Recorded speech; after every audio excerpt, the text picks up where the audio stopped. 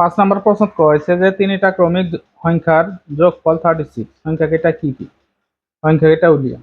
তো তিনটা ক্রমিক সংখ্যা আমি ধরিলাম। ধরা হল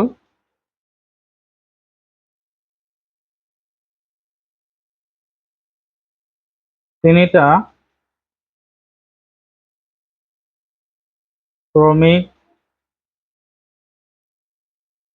ক্রমিক সংখ্যা ক্রমে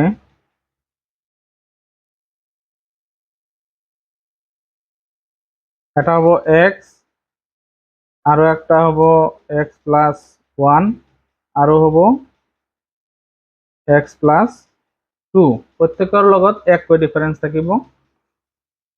এইটো এইটোতকৈ এইটো এক ডাঙৰ, তাতকৈ এইটো এক ডাঙৰ, গতিকে ক্ৰমিক হয়। এতিয়া এইকেইটাৰ যোগফল দি আছে আমাৰ 36। প্ৰশ্ন মতে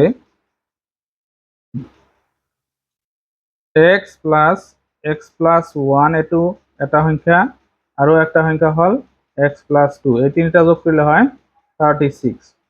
এতিয়া সংখ্যাটো কি হ'ব উলিয়াব লাগে। এক্স প্লাস এই ব্ৰেকেটটো উঠাই দিওঁ, x plus 1 plus x plus 2 equal 36।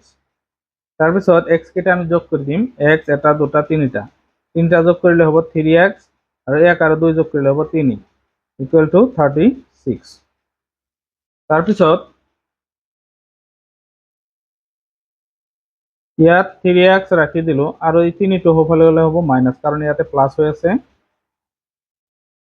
3x ৰাখি দিলে এই 3 হ'বলৈ গ'লে হ'ব হৰণ। ইয়াত 36 এৰ পৰা 3 গ'লে 33 থাকিব, তলত 3 ৰে হৰণ কৰিলে 11 বাৰ যাব, গতিকে x ৰ মান আমি পাম 11। তেতিয়াহ'লে সংখ্যাকেইটা কি হ'ব। এতেকে ক্রমিক সংখ্যা তিনিটা হল ক্রমিক সংখ্যা তিনিটা হল, এটা আছিল আমাৰ কিমান x আছিল x 11 পাইছো, আৰু এটা আছিল x প্লাস 1, গতিকে 11 প্লাস 1 ইকুৱেল টু 12। আৰু এটা সংখ্যা কি হ'ব x প্লাস 2, এইটো হ'ব 11 প্লাস 2, গতিকে এইটো হ'ব আমাৰ কিমান 13। গতিকে এইকেইটা হ'ব আমাৰ সংখ্যা, অৰ্থাৎ 11, 12 আৰু কি আছিলে 13। গতিকে এই তিনিটা সংখ্যা হ'ব। এটা আমি 6 নম্বৰ প্ৰশ্ন সমাধান কৰিম।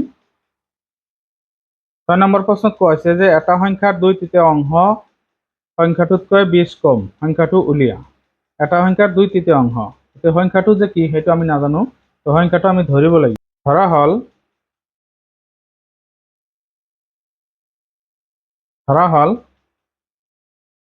সংখ্যাটো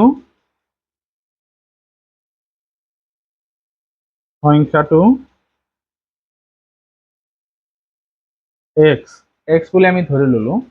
তেতিয়াহ'লে এই সংখ্যাটোৰ কি কৈছে 2/3 অংশ, তো সংখ্যাটোৰ 2/3 অংশ কিমান হ'ব। সংখ্যাটোৰ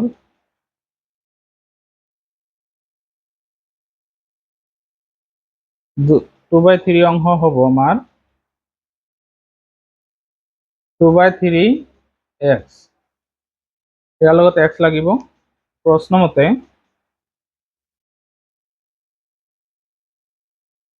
x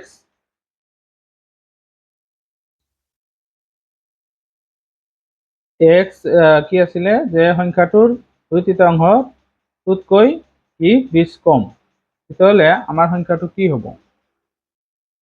তেতিয়াহ'লে হ'ব কি 2x/3 equal to x minus 20।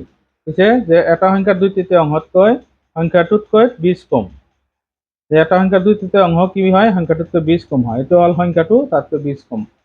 তেতিয়াহ'লে ইয়াত আমি যদি কি কৰোঁ এই 3টো সোঁফালে দিওঁ, তেতিয়া হৰণ হৈ আছে, সোঁফালে গ'লে কি হ'ব পূৰণ হ'ব, অৰ্থাৎ 3 পূৰণ x minus 20। 2x equal to 3 এইখিনি পূৰণ কৰিলে 3x আৰু 60 হ'ব, ইয়াতে 3 20 গুণে 60।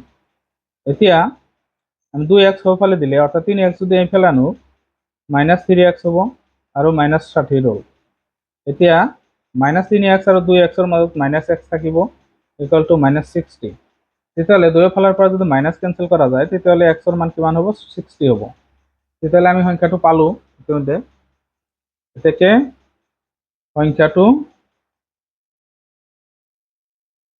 সংখ্যাটো কি হ'ব 60। এইটো হল 6 নম্বৰ প্ৰশ্নৰ সমাধান। এতিয়া আমি 7 নম্বৰটো সমাধান কৰিম। 7 নম্বৰ প্ৰশ্নত দি আছে এটা সংখ্যাৰ লগত 3 পূৰণ কৰি 5 যোগ দিয়াত 20 পোৱা গ'ল, সংখ্যাটো কি? এটা সংখ্যাৰ লগত 3 পূৰণ কৰি 5 যোগ দিয়াত 20 পোৱা গ'ল, সংখ্যাটো কি হ'ব? তেতিয়া এইটো সংখ্যা আমি ধৰি লওঁ যে 7 নম্বৰত যেটো আমাৰ দিয়া আছে ধৰা হল সংখ্যাটো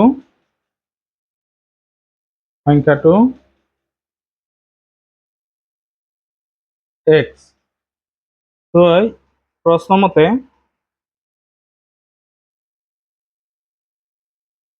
যে কি কৈছে এটা সংখ্যাৰ লগত 3 পূৰণ কৰিলে এই সংখ্যাটোৰ লগত 3 পূৰণ কৰিলে হ'ব 3x, তাৰ লগত 5 যোগ দিলে 20 পোৱা যায়। তেতিয়াহ'লে সংখ্যাটো কি হ'ব?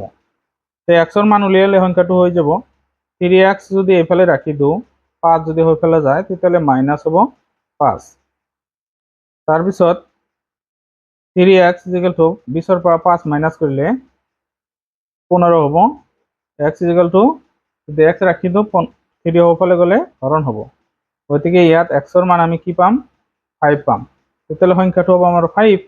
এতেকে সংখ্যাটো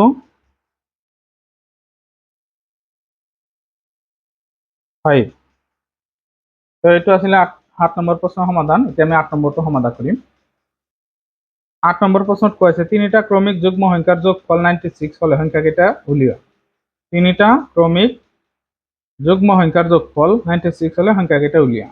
তো তিনিটা ক্ৰমিক যুগ্ম সংখ্যা আমাৰ ধৰিব লাগিব। তো ইয়াত আমি লিখিম ধৰা হল তিনিটা ক্ৰমিক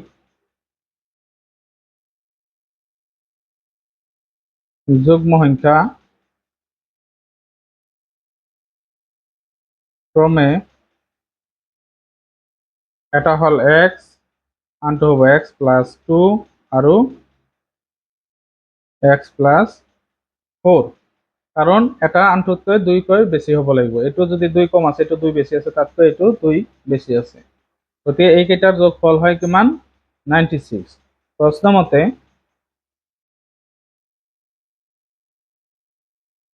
x plus 2 আৰু x plus 4 এইকেইটা যোগ কৰিলে কিমান হয় 96 হয়।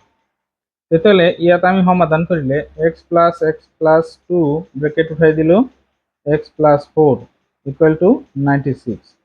তাৰপিছত x কেইটা যোগ কৰিম x আছে 3টাত 3x 2 আৰু 4 যোগ কৰিলে হ'ব 6 equal to 96। তাৰপিছত 3x ৰাখিলো 6 হৈফালে গ'লে হ'ব -96 -6। তো ইয়াৰ পৰা কিমান থাকিব 96 ৰ পৰা 6 মাইনাস কৰিলে 3x equal to 90 পাম আমি। এতিয়া x2 ৰাখিলে 3 যদি হৈফালে দি দিওঁ তেতিয়াহ'লে ইয়াত আমি কি পাম x equal to 90/3 পাম।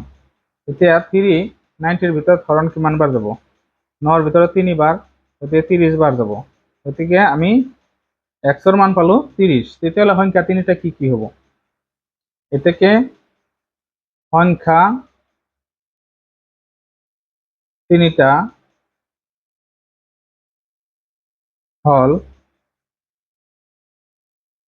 ইয়াত এটা আছিলে x ৰ মান আমি 30 পাইছো আৰু এটা আছিলে x plus 2।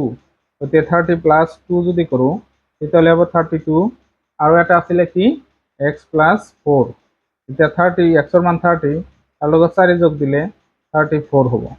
গতিকে এইকেইটা সংখ্যা হ'ব অৰ্থাৎ এটা হ'ব 30 আৰু এটা হ'ব 32 আৰু 34। গতিকে এইটা হ'ব আমাৰ ক্ৰমিক যুগ্ম সংখ্যা। এই যুগ্ম সংখ্যাকেইটা আমি পালো। এতিয়া ইমানতে ভিডিঅ'টো সামৰিছো। যদি ভিডিঅ'টো ভাল লাগে প্লিজ চেনেলটো সাবস্ক্ৰাইব কৰি দিব, লাইক কৰিব, শ্বেয়াৰ কৰিব। ধন্যবাদ।